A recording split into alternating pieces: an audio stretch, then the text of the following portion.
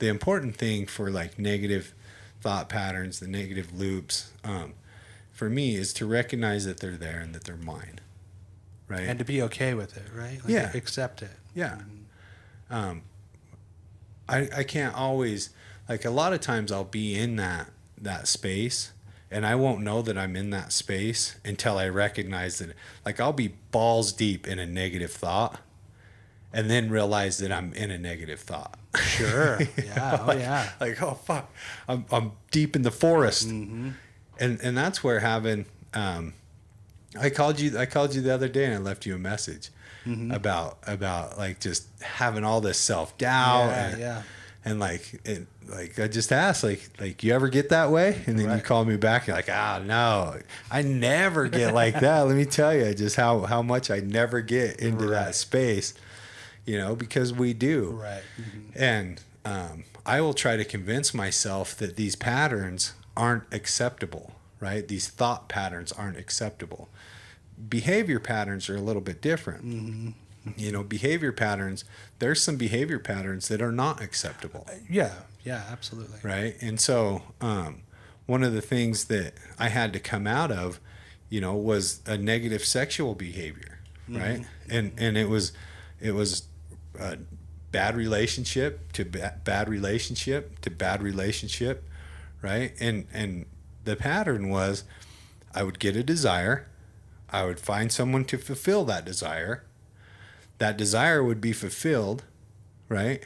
The desire for that desire would be lifted, and the relationship would no longer be needed.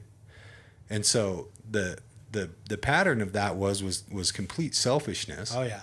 But I would take it and I would ride it through, and me and the other person would end up harmed. Right. Until the desire came back up, and then I would forget about all the pain that came along with it before. I would get the desire. I'd find someone to fulfill the desire. I would fulfill that desire. The desire for the desire would be gone, and so would the relationship. And that's not okay for me. Right. And I'm not putting judgment on any sexual behavior at all. What I'm talking about is a negative pattern that harmed me spiritually and emotionally.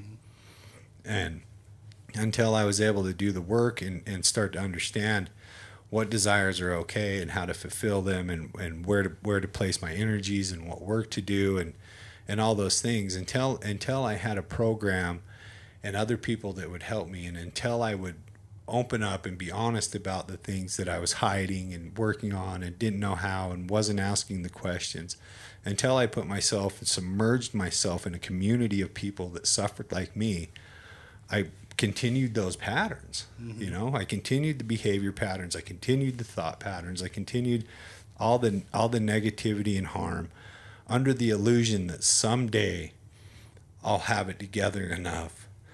Like, I'll just figure it out. I'm just going to figure this out. Yeah. Yep.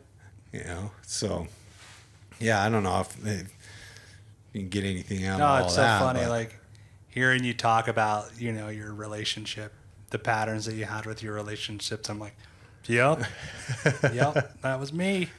I did that same thing. And it was like, like you said, like once that desire had been lifted, it was like moving on. Right. Yeah. And then once the desire returned, oftentimes it would be a return to that same individual and just rehash that same hurt, that I had caused the first time. It's, regardless, just completely negative, but just hearing you talk about it was like hearing me talk about it.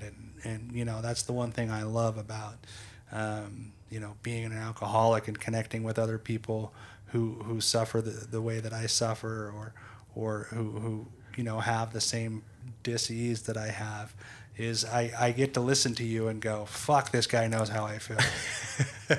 You know what I mean? Yeah. Like this, and it's just so great because you're absolutely right. Like it's so important for me to recognize these patterns in order for me to make any sort of difference in changing that negative behavior. Yeah.